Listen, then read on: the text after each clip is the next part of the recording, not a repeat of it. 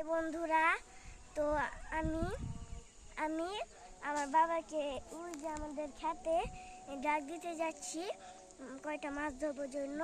তো চলেন।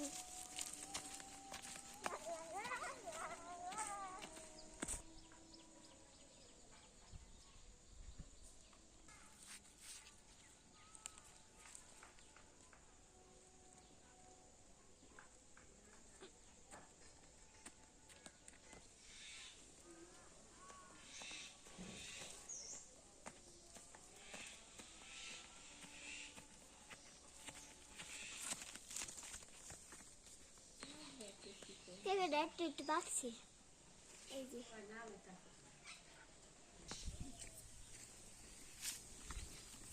বাবা কি জাল খাইছো? বাবা ও বাবা, বাবা কি করো? জাল খাইছো? বন্ধুরা কত বড় নদী আমাদের, ওই যে স্নান করতেছে।